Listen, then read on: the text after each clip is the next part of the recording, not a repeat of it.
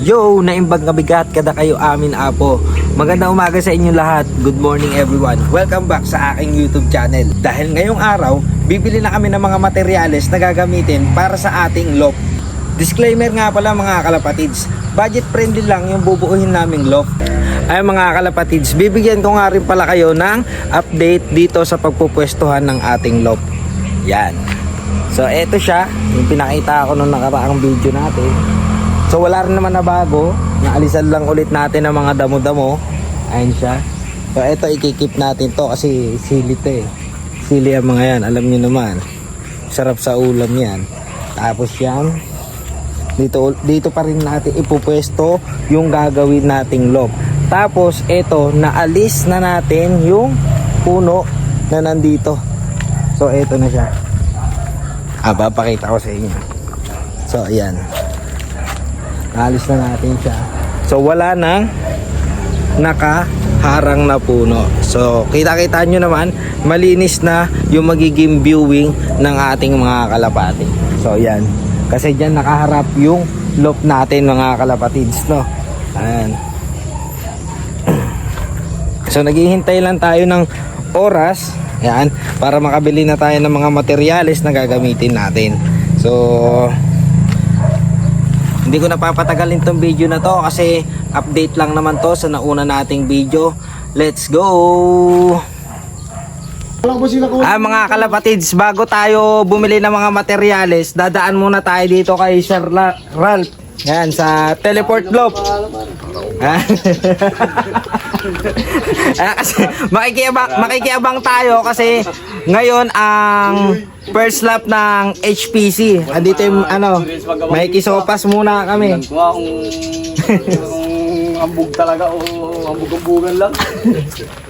Andito yung presidente ng HPC. Pres!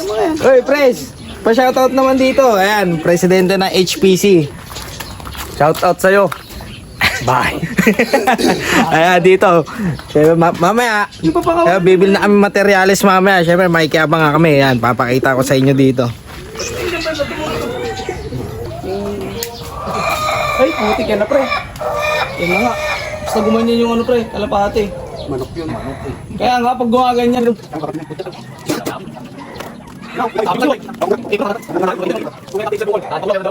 dami. Sabay-sabay. Kompleto pre. Ang dami. Sabay-sabay yung. Anong dadamputin mo dyan? Pa to, baka possible masipa pa kasi may mga last dropper pa talaga tulad nila Sir Jun Tumbaga. Ayan.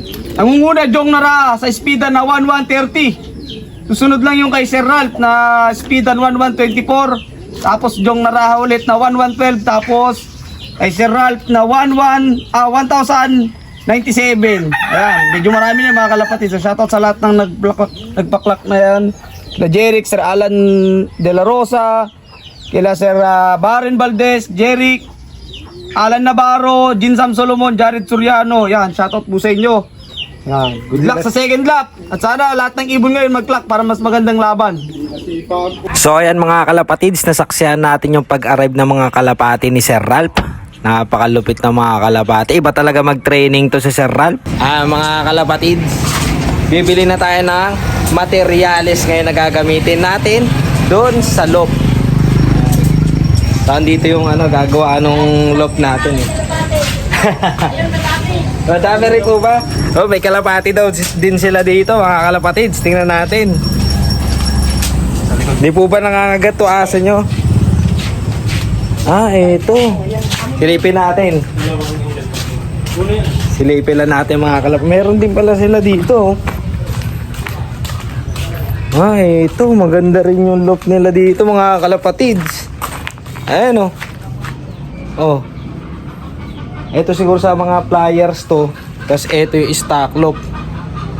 Mga kalapatids, dito sa pinagbilhan natin ng mga materyales. Ayan. Tara.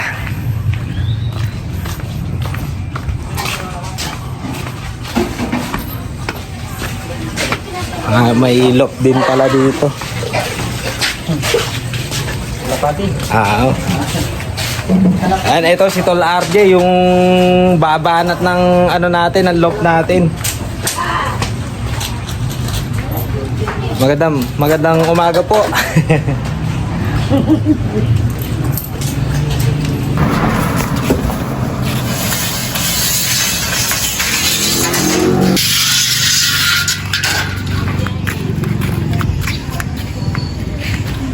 So ayun muna mga kalapatid ang update sa ating Kalapati journey.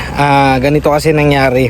Nung sa isang hardware na pinuntahan namin, nag-canvas kami, yun na yung may pinakamababang presyo ng mga materyales. So ang nabili namin ngayon,